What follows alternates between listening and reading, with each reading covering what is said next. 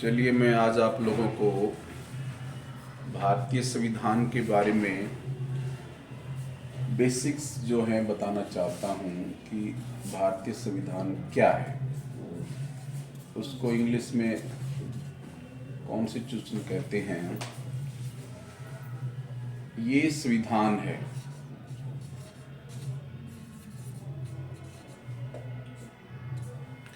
भारतीय संविधान जो कि देश को चलाने के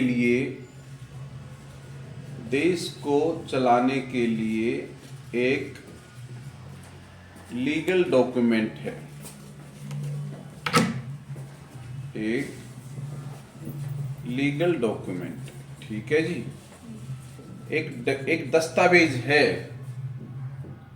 ठीक है, जिसमें सेट्स ऑफ रूल्स हैं, कानून है, नियम है, जिससे ये देश चलाना है, ठीक है। वो संविधान है। बात क्लियर हो गई।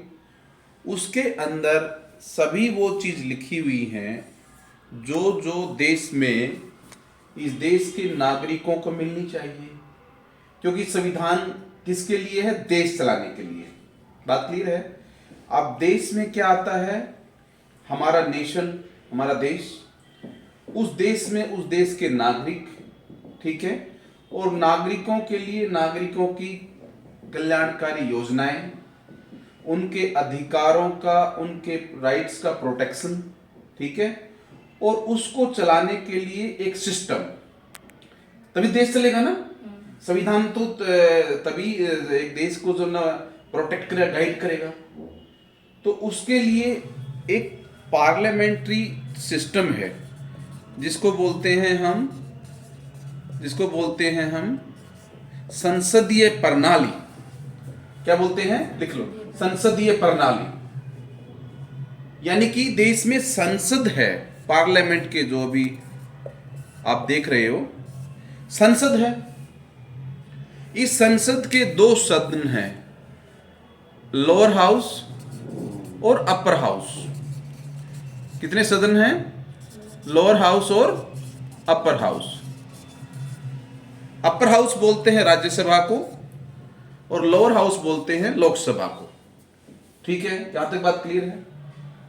उस दो सदनों में देश के अंदर देश की जो पूरी कानून है, देश को चलाने के लिए जो कानून है, वो पार्लियामेंट में बनते हैं, लोकसभा और राज्यसभा, ठीक है। लोकसभा में लोग इलेक्ट होके जाते हैं और राज्यसभा में लोग नॉमिनेट किए जाते हैं, और उनका भी पॉलिटिकल पार्टियों के प्रक्रिया से इलेक्शन होके वो वहां पर भेजे जाते हैं, और कुछ स्पेशल कैटेगरी के लोग जो है राज्यसभा में भेजे जाते हैं। बात क्लियर है। अब ये लोग देश में कानून बनाएंगे। पूरे देश का कानून कौन बनाएगा? पार्लियामेंट, ठीक है। पार्लियामेंट बनाएगी पूरे देश का कानून। और इसी तरीके से स्टेट्स यानी राज्यों की सरकारें हैं। किसकी सरकारें हैं? राज्यों की सरकार। अब राज्यों की सरकार में क्या होता है? यहां पर स्टेट लेजिस्लेटिव होता है, लेजिस्लेटिव असेंबली। क्या होता है? Legislative assembly. उस लेजिस्लेटिव असेंबली में क्या होता है? वहां पर विधानसभा यानी कि एमएलए और MLC, MLA oblique MLC, legislative member of legislative assembly, member of legislative council. कुछ स्टेट्स में विधान परिषद भी होती हैं और काफी हद तक तो विधानसभा होती है। ये बात क्लियर होगी। जैसे हरियाणा है, छत्तीसगढ़ है, झारखंड है, राजस्थान है, बिहार है, वहां विधानसभा है, ठीक है। तो वहां एमएलए चुन के जाते हैं। वो एमएलए जो हरियाणा में लड़ेंगे वो हरियाणा की विधानसभा में बैठेंगे। जो स्टेट का इलेक्शन बोलते हैं उसको हम, एक राज्य का। और ये जो पार्लियामेंट है, जो संसद है, ये पूरी देश के इलेक्शंस होते हैं और पूरे देश से एमपी चुनकर लोकसभा में जाते हैं। और लोकसभा के 2 हाउस हैं, अपर हाउस और लोअर हाउस। यहां तक बात क्लियर हो गई। अब ये दोनों अपने अपने क्षेत्र में कानून बनाते हैं। एक भारतीय संविधान में शेड्यूल 7 में, शेड्यूल 7 में, कितने में? शेड्यूल 7 में लिस्ट है, मेंशन है, लिस्ट मेंशन है। कौन कौन सी लिस्ट है? यूनियन लिस्ट, स्टेट लिस्ट और कंकरेंट लिस्ट। कौन सी लिस्ट है? यूनियन लिस्ट, स्टेट लिस्ट और कंकरेंट लिस्ट। अब इनके ऊपर यूनियन लिस्ट में पार्लियामेंट कानून बनाती है, यानी पूरे देश की, इसके अंदर बहुत सारे ऐसे अलग अलग आपके वो लिखे हुए हैं कि इन क्षेत्र में, जो क्षेत्र यूनियन के अंदर आते हैं उन पे पार्लियामेंट कानून बनाती है, और जो क्षेत्र राज्य में आते हैं उनके ऊपर राज्य सरकार, यानी कि एक राज्य की सरकार, विधानसभाओं में कानून बनते हैं। और कुछ कंकरेंट लिस्ट है जहां पर पार्लियामेंट भी बनाती है और विधानसभा भी बनाती है। उसमें ओवरराइडिंग जो मेन होता है वो पार्लियामेंट का ज्यादा, उसके ऊपर ज्यादा से रहता है, यानी कि ज्यादा उसकी वो रहती है, पावर बनाने में, कानून बनाने की पावर रहती है। तो इस तरीके से एक देश हम चला रहे हैं। देश हम चला रहे हैं कैसे चला रहे हैं कि एक संविधान है, संविधान के माध्यम से हम दुनिया में, भारत के अंदर अपने नागरिकों के लिए, उनके अधिकार बचाने के लिए हम कानून बना रहे हैं। बेसिक उद्देश्य तो क्या है कि हमें भारत को एक सॉवरन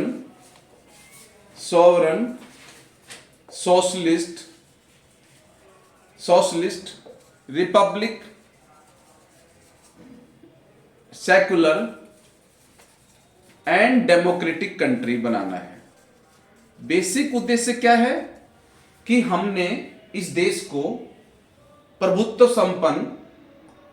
संपन्न, समाजवाद, धर्मनिरपेक्ष, गणतंत्र और प्रजातांत्रिक राष्ट्र बनाना है। ये हमने भारत के अपने देश को बनाने के लिए भारत के संविधान में ऐसा रिजोल्यूशन पास किया हुआ। कैसे रिजोल्यूशन पास किया हुआ है कि हम इस देश के नागरिक भारत को प्रभुत्व संपन्न, क्या प्रभुत्व संपन्न, ठीक है, समाजवाद, ठीक है, धर्मनिरपेक्ष, ठीक है, गणतंत्र एंड लोकतांत्रिक राज्य हम बनाना चाहते हैं। ये बात क्लियर होगी कि नहीं? हमने देश को ऐसा बनाना है। इसके डिटेल में क्या क्या डिस्कशन होंगे कि भाई प्रभुत्व संपन्न क्या होता है, समाजवाद किसे कहते हैं, धर्मनिरपेक्षता क्या है, गणतंत्र क्या होता है, प्रजातांत्रिक क्या होता है, ये हम कभी विस्तार में आपको बताएंगे। यानी कि हमने ऐसा राष्ट्र बनाना है, हमने भारत के अंदर इन मूल्यों को स्थापित करना है। बात क्लियर है कि नहीं है? ठीक है।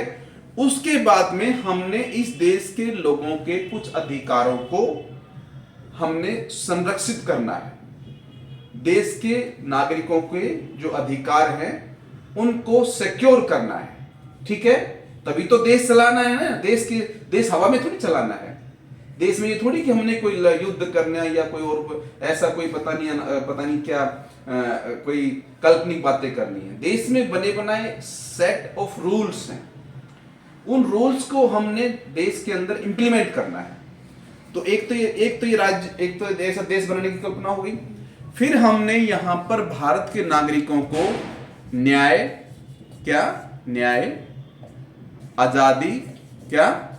आजादी कैसी? विचार और अभिव्यक्ति की आजादी, विचार और अभिव्यक्ति की आजादी, न्याय, आजादी और बराबरी, इक्वेलिटी, सबको बराबरी, ठीक है। ये हमने इस देश के नागरिकों को सभी को देने हैं। क्या क्या देने हैं? न्याय देना है। न्याय कैसा होना चाहिए? सामाजिक न्याय, आर्थिक न्याय और राजनीतिक न्याय। ये न्याय हमें सबको देना है। यानी कोई भी व्यक्ति भारत के अंदर, कोई भी नागरिक, ये याद रहे, सिटीजन्स के लिए कोई भी नागरिक न्याय से वंचित नहीं रहना चाहिए। कौन सा न्याय? सामाजिक न्याय। सामाजिक न्याय में हम पढ़ेंगे आगे जाके कि किसी को भी जाति, धर्म, लिंग, लैंग्वेज या उसके प्रांत के आधार पर हम भेदभाव नहीं कर सकते। हम सबको, इस देश के हर नागरिक को, किसी भी कहीं का भी है, कहीं भी रहता है, कोई भी भाषा बोलता है, किसी भी लिंग का है, किसी भी जाति का है, किसी भी समुदाय का, धर्म का है, इस देश का जो है ना हमारा सिस्टम उसको उसकी आज़ादी की गारंटी देता है और उसको अधिकारों को प्रोटेक्ट करने के लिए उसके राइट्स को सिक्योर करता है। बात क्लियर हो गई? तो ये ऐसा हमने लोगों के अधिकार बचाने के लिए हमने ऐसी गारंटी दी है। किसने दी है? भारत के संविधान में। ये कहां लिखा हुआ है? ये लिखा हुआ है प्रीएम्बल में, यानी कि जो प्रस्तावना है भारत के संविधान की, उसी के अंदर ये सब लिखा हुआ है। ठीक है, अब बात हम दोबारा बता देते हैं कि हम इस देश के अंदर संविधान, जो देश का सुप्रीम लॉ है, ये ध्यान रहे, इस देश का सुप्रीम लॉ ऑफ लैंड, सबसे ऊपर जो देश में कानून है वो संविधान है। संविधान से ऊपर कोई कानून नहीं है। आर्टिकल 13 में भारत के संविधान में ये लिखा हुआ है, कोई भी कानून अगर संविधान के फंडामेंटल राइट्स के कहीं पर तालमेल नहीं खाते हैं या उनसे उनका विरोधाभास होता है, तो उन फंडामेंटल राइट्स को उस हद तक काट दिया जाएगा जिस हद तक संविधान से वो टकराते हैं।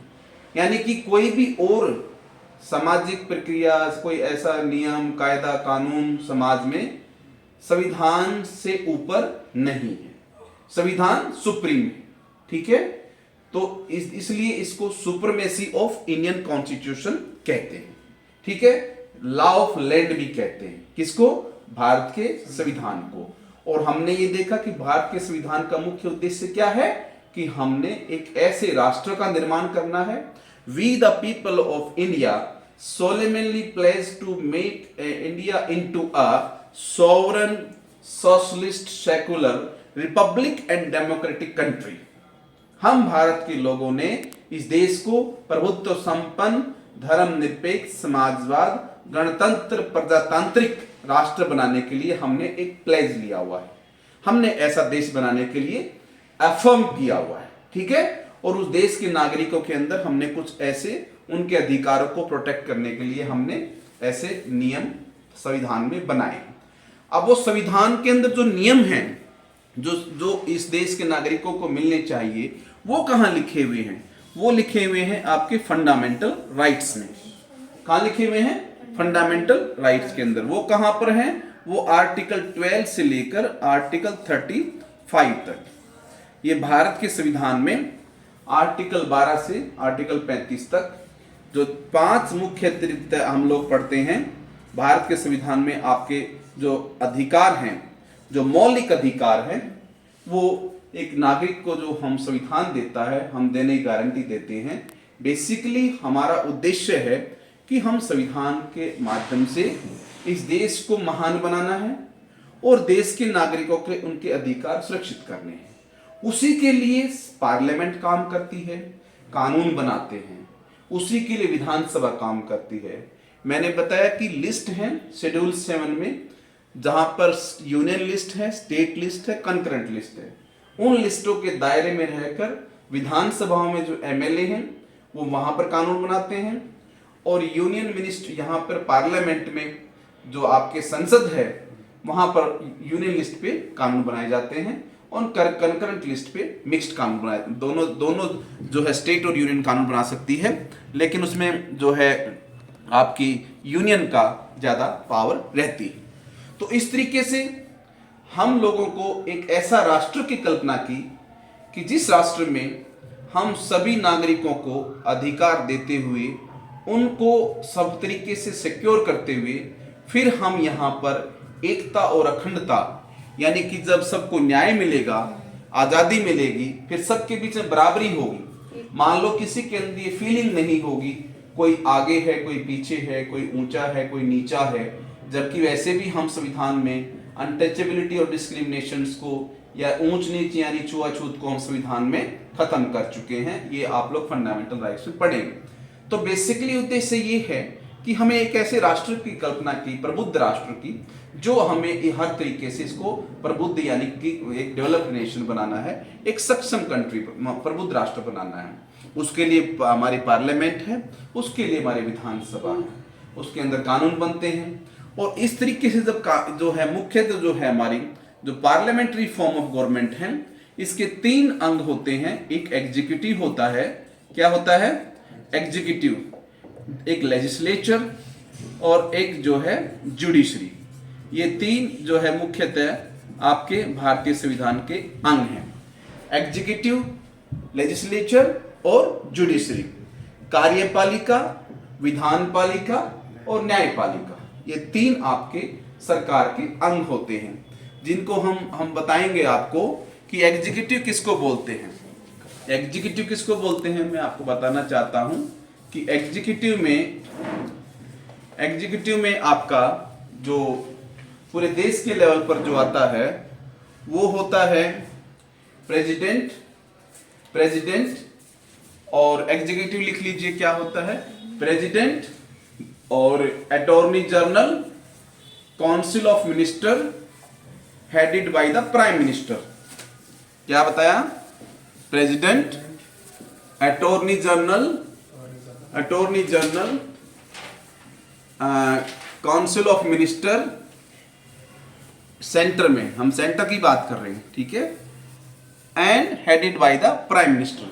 अब एग्जीक्यूटिव जो है, जो यूनियन में एग्जीक्यूटिव बोलते हैं, जिसको हम जो यूनियन केंद्रीय, हिंदी में बोले केंद्रीय जो आपकी एग्जीक्यूटिव है, कार्यपालिका है, वो किस किस के द्वारा क्या कौन कौन होता है उसमें? एक प्रेसिडेंट होता है, एक अटॉर्नी जनरल यानी सुप्रीम कोर्ट में भारत सरकार का सबसे बड़ा जो कानून का जो अधिकारी होता है उसको बोलते हैं अटॉर्नी जनरल, और काउंसिल ऑफ मिनिस्टर यानी मंत्रिमंडल, काउंसिल ऑफ मिनिस्टर जो कि cabinet minister, union cabinet minister जिनको बोलते हैं, जो केंद्रीय जो मंत्री होते हैं कैबिनेट मिनिस्टर, और इनका जो हेड होता है वो होता है प्राइम मिनिस्टर। तो ये जब क्वेश्चन आए तो आप लोगों को पता होना चाहिए कि जो केंद्रीय एग्जीक्यूटिव होती है, कार्यपालिका होती है, ये मैं बात कर रहा हूं भारत सरकार के लेवल की जो केंद्रीय पालिका है, यहाँ राष्ट्रपति, attorney general, council of minister by prime minister, ये पूरे देश का हो गया एग्जीक्यूटिव। और अब हम अगर एक राज्य की बात करते हैं, स्टेट एग्जीक्यूटिव की बात करते हैं, तो यहाँ पर गवर्नर यानी कि राज्यपाल, एडवोकेट जनरल जो कि एक स्टेट का लॉ का सबसे बड़ा ऑफिसर होता है, एडवोकेट जनरल, और आपका काउंसिल ऑफ मिनिस्टर स्टेट का, या याद रखिएगा कि वे स्टेट की बात कर रहे हैं, council of minister of state, और चीफ मिनिस्टर जो है हरियाणा का, झारखंड का, यूपी का, ये एक स्टेट एग्जीक्यूटिव हो गया है। ये स्टेट एग्जीक्यूटिव हो गया, ये यूनियन एग्जीक्यूटिव हो गया। समझे मेरी बात? ये एग्जीक्यूटिव है, इनका काम है कानून को एग्जीक्यूट करना। जो कानून बनाया गया पार्लियामेंट में, जो कानून बना, उस कानून को एग्जीक्यूट करना, इसलिए इसको कार्यपालिका कहा गया, उसको लागू करना। राज्य में कोई कानून बना, बिहार में कानून बना, तो बिहार की कार्यपालिका एग्जीक्यूटिव उसको एग्जीक्यूट करता है। यूनियन में कानून बना तो उसकी यूनियन कार्यपालिका उसको एग्जीक्यूट करता है। जो लेजिस्लेचर है, जो विधान पालिका है, लेजिस्लेचर, वो जो है आपका पार्लियामेंट में जो भी आपके मेंबर पार्लियामेंट हैं, मेंबर पार्लियामेंट जो पार्लियामेंट में वो यहाँ पर आपके लेजिस्लेटर बनते हैं, और जो स्टेट के अंदर है वो जो एमएलए हैं वो आपके लेजिस्लेटिव यानी लेजिस्लेचर, विधान पालिका बोला जाता है उनको। जैसे समझो इस बात को, जैसे हरियाणा में 90 की आपकी विधानसभा है, ठीक है, तो इस 90 की विधानसभा में जो मंत्री के अलावा जो मिनिस्टर बन गए हैं उनके अलावा और जो चीफ मिनिस्टर है, इनके अलावा जो नॉर्मल विधायक है, जो एमएलएज हैं, वो लेजिस्लेचर है। वो क्या है? लेजिस्लेचर। तो वो लेजिस्लेचर जो मेजोरिटी में है वो सरकार बनाते हैं, जो ज्यादा संख्या में है जो सरकार बनाते हैं, वो उसके समय पर उनके राज्य में वो कानून बनाते हैं। जो ज्यादा हैं, मान लो जो 50 हैं, 40 हैं, इसमें से जो मेजोरिटी में है वो सरकार बनाते हैं, और वो जो उनका चीफ मिनिस्टर होता है, उनके अनुसार उनकी जो विधान पालिका है वो एक पूरी डिबेट के अनुसार, पूरे डिबेट, डेलिब्रेशन, डिस्कशंस के माध्यम से किसी भी मुद्दे पर सरकार बनाते हैं, और उस मुद्दे को, उसको जो ना उसके अनुसार, संविधान के अनुसार वो वहाँ पर उसको कानून बनाया जाता है। जो गवर्नर की जो है अप्रूवल होती है तो कानून बनता है, इधर राष्ट्रपति की अप्रूवल होती है तो यूनियन कानून, मतलब सेंटर का, देश का कानून बनता है। इसलिए एक एग्जीक्यूटिव है, एक लेजिस्लेचर है, और तीसरा आपका आता है जुडिशरी।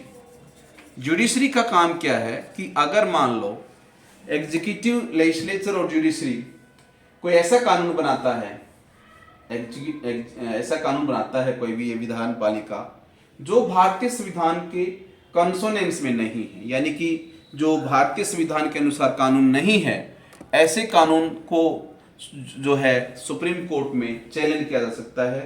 क्योंकि हमें कोई भी कानून भारतीय संविधान के अनुसार, जो इस संविधान के अंदर जिस तरीके से गाइडलाइंस हैं, जो इसकी फ्रेमिंग है कि संविधान में ये होना चाहिए, ऐसे होना चाहिए, ऐसे होना चाहिए, ऐसे होना चाहिए, यानी कि directive principle of state policy में जो सरकार की कल्याणकारी योजनाओं के जो तरीके लिखे हुए हैं, इस तरीके से सरकार कानून बनाएंगी।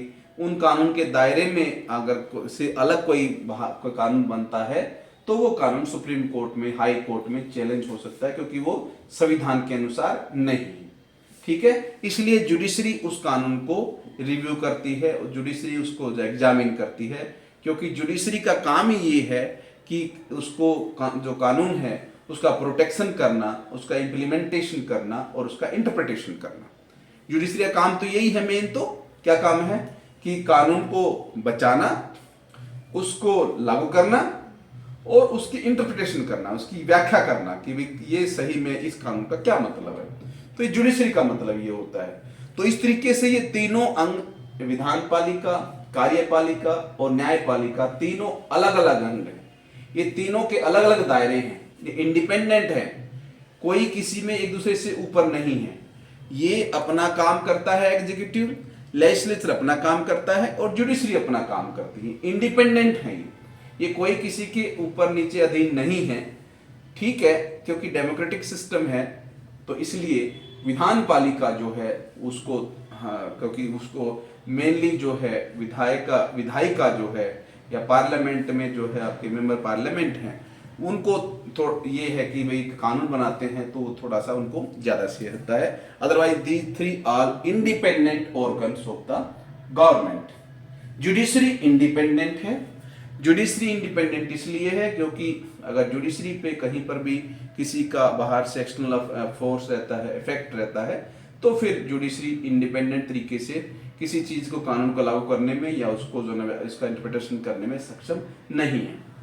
इस तरीके से हम देखते हैं, अगर एक नॉर्मल प्रक्रिया में कानून बनता है तो विधान सभा में कानून बना राज्य के लिए, ठीक है, पार्लियामेंट में कानून बना देश के लिए, हमने लिस्ट बताई आपको, कंकरेंट लिस्ट, स्टेट लिस्ट, है ना, यूनियन लिस्ट। लेकिन मान लो आज के समय में ऐसे माहौल हो गए हैं कि संविधान के अंदर एज इट इज जो है चीजें नहीं आज के अनुसार फिट बैठती हैं, तो फिर उसको जो है अमेंडमेंट करना पड़ता है, जिसको संशोधन कहते हैं। संशोधन, अमेंडमेंट, यानी कि उस नियम को पहले अंडर आर्टिकल 368 भारतीय संविधान के 368 आर्टिकल के अंदर उसको संशोधन किया जाता है, उसको बदला जाता है। ठीक है, उसको पहले बदलना पड़ेगा। भाई आज का जो ये कानून है ये इस तरीके से सही नहीं है, इसको बदल के फिर नया कानून, उसको अमेंडमेंट करके फिर उसको पारित किया जाता है। उसमें पूरा का पूरा बाकायदा रूलिंग पार्टी का और अपोजिशन पार्टी का डिबेट और डिस्कशंस होता है, उसके ऊपर फुल चर्चा होती है, कमेटीज होती हैं, उनका पूरा उनके अंदर उनका जो ना पहले उनकी पूरी तरीके से उनके ऊपर ओपिनियन ली जाती है और फिर जाके वो कोई भी कानून बनता है। तो ऐसे कानून बना देश का। कानून वो बनाना है जो संविधान के अनुसार है, नहीं है तो संविधान को बदलना है। और उनको इम्प्लीमेंट करने के लिए फिर एजेंसीज हैं।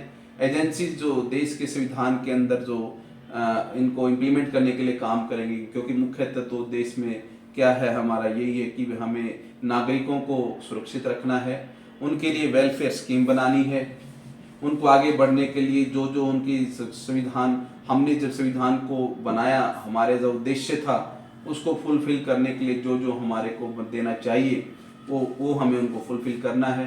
क्योंकि जिस हालातों से संविधान को हमने जब इंडिपेंडेंस के बाद बनाया तो कितनी सारी यहाँ पर हमारी आर्थिक, सामाजिक और धार्मिक या जो न किसी भी तरीके की जो बहुत सारी जो गैर बराबरियाँ थी या फिर बहुत ज़्यादा समाज में आर्थिक स्थिति या फिर उनका जो न सामाजिक या शैक्षणिक स्तर बहुत डाउन था या कुछ विशेष स्तर सेक्शन के लोगों को बहुत ज़्यादा डिस्क्रिमिनेट किया गया था, उनके साथ में हजारों साल से उनको मुख्य धारा में नहीं रखा गया था, या फिर धर्म, जाति, मजहब के नाम पर कहीं पर भी कोई डिस्क्रिमिनेशन है या किसी के साथ में कोई बराबरी का व्यवहार नहीं है, उनको सबको हमने एक ऐसा माहौल बनाने का, एक सिस्टम बनाने के लिए एक उद्देश्य बनाया कि जब तक हम सभी लोगों को इक्वल लेवल प्लेइंग फील्ड नहीं देंगे, यानी कि सभी को हम उनको बराबर को आगे बढ़ने के मौके नहीं देंगे, तो हम देश में हर नागरिक का विकास सुरक्षित नहीं कर सकते।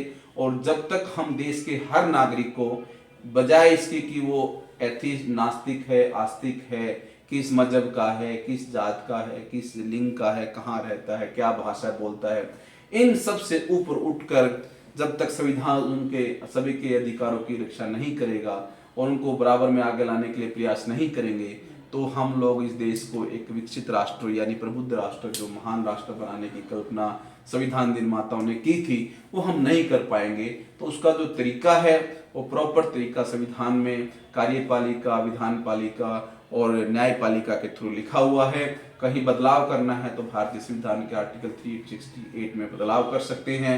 और उसके अलावा यहाँ पर हमारे एग्जीक्यूटिव में प्रेसिडेंट और वाइस, जो देश के हमारे जो राष्ट्रपति हैं और जो वाइस प्रेसिडेंट, इनका जो स्पेशल जो प्रक्रिया है, इनका चयन की प्रक्रिया है, वो एक विशेष तरीके से एमपी एमएलए के थ्रू उनकी वोट के माध्यम से, कैलकुलेशन के माध्यम से उनका जो है प्रेसिडेंट का इलेक्शन होता है, वो हम कभी बाद में बताएंगे।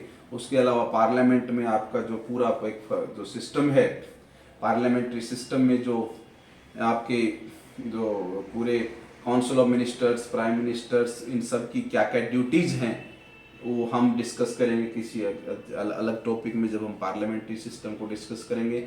उसके अलावा देश में कुछ कमीशंस हैं, यूनियन पब्लिक सर्विस कमीशंस, जो ऑल इंडिया लेवल के आईएएस सिविल सर्वेंट्स के राइट्स को, रिक्रूटमेंट्स को प्रोटेक्ट करता है, उनकी रिक्रूटमेंट के लिए सारी प्लानिंग होती है, उसके पूरे विशेष प्रावधान लिखे हुए हैं। कुछ स्पेशल इंस्टीट्यूशंस जो फाइनेंस कमीशंस हैं, या पहले जो फिर आपका प्लानिंग कमीशन था, अभी जो नीति आयोग बन गया है, इस तरह के विशेष जो ऑटोनॉमस इंस्टीट्यूशंस हैं, जो संविधान में यहाँ पर उनकी एक विशेष दर्जा है, जो प्लानिंग या नीति बनाते हैं, या फिर फाइनेंस, जो देश की फाइनेंशियल सिचुएशंस को किस तरीके से पूरा उनका मेंटेन, उनको देख रेख करना है। और उस तरीके से आपका यूनियन पब्लिक सर्विस कमीशंस, ये कुछ कमीशंस हैं। और उसके अलावा देश में आपके जो है कुछ कमीशंस हैं जो प्रोटेक्शंस करता है, जैसे शेड्यूल कास्ट कमीशंस है, बैकवर्ड कास्ट कमीशंस है, माइनॉरिटीज कमीशंस हैं। ये इंडिपेंडेंट ऑटोनॉमस कॉन्स्टिट्यूशनल कमीशंस हैं जो देश में अपने तरीके से लोग इनके प्रोटेक्शन के लिए काम करते हैं। और इस तरीके से हम देखते हैं कि हम एक पूरा संविधान एक ऐसे फ्रेमवर्क में देख रहे हैं जहां पर हर तरीके से नीचे से लेकर और टॉप तक हम लोग एक सिस्टम के अनुसार बांधे हुए हैं। इसकी विशेषता ये है कि यहाँ पर सुपरमेसी या ऑटोनॉमस या किसी को फुल पावर किसी को नहीं दी गई है। कोई भी अपने आप में ये नहीं कह सकता भारतीय संविधान में कि वो सुप्रीम है या वो सबसे बड़ा है, क्योंकि जो जजेस हैं अगर उनको भी किसी तरीके से अगर एलिगेशंस या क्रूड मिसबिहेव या करप्शन कोई भी ऐसे चार्जेस लिखे हुए हैं करते हैं तो उनके खिलाफ भी जो है महाअभियोग यानी इम्पीचमेंट लगाया जा सकता है। कोई भी व्यक्ति अगर मान लो इस देश के राष्ट्रपति की ड्यूटी है, पहली ड्यूटी है कि भी संविधान के अनुसार उसको प्रोटेक्शन करना, इम्प्लीमेंटेशन करना, इंटरप्रिटेशन करना। वो कहीं ना कहीं अगर उस संविधान के उन चीज़ों के अनुसार काम नहीं हो रहा है तो किसी भी व्यक्ति को इस देश के अंदर कोई भी व्यक्ति सुप्रीम नहीं है भारतीय संविधान के अलावा। और उसके अंदर संविधान में इस देश के we the people of India, हम भारत के लोग, जो डेमोक्रेटिक सिस्टम जिसमें भी आता है कि हम जब चाहे जब किसी सरकार को बना लेते हैं, एमएलए एमपी चुन लेते हैं। वो अलग बात है कि भाई वो प्रॉपर तरीका कैसे फॉलो होता है या क्या उसका एक प्रॉपर अंडर आर्टिकल 324 में इलेक्शन कमीशन ऑफ इंडिया का भी जब डिस्कस करेंगे तो हम बताएंगे कि भाई आप 320 कैसे एक अडल्ट सफरेज इलेक्शन की प्रक्रिया से हम एमएलए एमपी चुनते हैं, सरकारें बनाते हैं। जब वो अपने मैनिफेस्टो या अपने उद्देश्य को फुलफिल नहीं कर पाते हैं तो फिर उनको हम कैसे उनको हटा सकते हैं। एक बहुत ही अच्छा डिजाइन, एक बहुत अच्छा सेटअप, एक बहुत बढ़िया तरीके से संविधान को बनाने में 2 साल 11 महीने और 86 दिन के आसपास लगा। बहुत लंबे समय में इस देश के अंदर बहुत सारी कमेटीज बनाई गई थी जिनके अंदर मुख्यतः जो है doctor BR Ambedkar drafting committee के चेयरमैन थे। वैसे तो काफ़ी और सदस्य भी थे लेकिन वो ड्राफ्टिंग कमेटी के चेयरमैन थे। और काफ़ी कमेटीज थी जो संविधान बनाने में बनाई गई थी और बहुत ज़्यादा लंबे समय पर हर एक आर्टिकल पर, हर मुद्दे पर उस समय पर जो परिस्थितियाँ थी, उस समय देश के अंदर जो परिस्थितियाँ थी उसको पूरे इंटरनेशनल लेवल पर यानी हमने ग्लोबल लेवल पर उन चीज़ों का एनालिसिस किया और उनको पूरे वर्ल्ड के अनुसार समझा। और वर्ल्ड के अनुसार समझ के फिर उसको हम अपने देश में कैसे लागू कर सकते हैं उसके अनुसार हमने अपने संविधान को इस देश को हमने उस तरीके से उसको बनाया। ऐसे नहीं कि भाई जैसा लोग कहते हैं कि वहाँ से वो बोरो किया, वहाँ से वो बोरो किया। हाँ ठीक है, संविधान बनाने में हमने कुछ ऐसे प्रोविजंस हैं जो कभी बताएंगे कि कोई कनाडा से, कोई फ्रांस से, कोई जर्मनी, कोई अमेरिका, रसिया या जो ना ऑस्ट्रेलिया से कुछ ऐसे फीचर्स लिए हैं कि वहाँ का वो सिस्टम हमने अडॉप्ट किया, लेकिन एज इट इज नहीं किया। हमने उसको अपने ढंग से हमारे देश में जो बेस्ट शूट करता था, जो बेस्ट जो होना चाहिए उसके अनुसार हमने देश के अंदर इस संविधान के अंदर उसको डाला। और अपनी जो हमारी पर्सनल जो चुनौतियाँ थी, पर्सनल हमारी एम्बिशंस थी, एस्पिरेशंस थी, उसके अनुसार हमने उस देश के संविधान को बनाया। और उसके तभी इतने 76 साल के बाद भी आज हमारा देश डेमोक्रेटिक सिस्टम संवैधानिक तरीके से चलकर प्रगति कर ही रहा है। चुनौतियां तो आती ही हैं, जबकि ब्रिटिशर्स तो ये चैलेंज करके गए थे कि इस देश को इतनी सारी विभिन्नताएं हैं, इतनी सारी यहाँ पर डिफरेंसेस हैं, यहाँ पर इतने सारे लोग अपने अपने मजहब, अपने अपने पर्सनल उद्देश्यों में यहाँ बटे हुए हैं।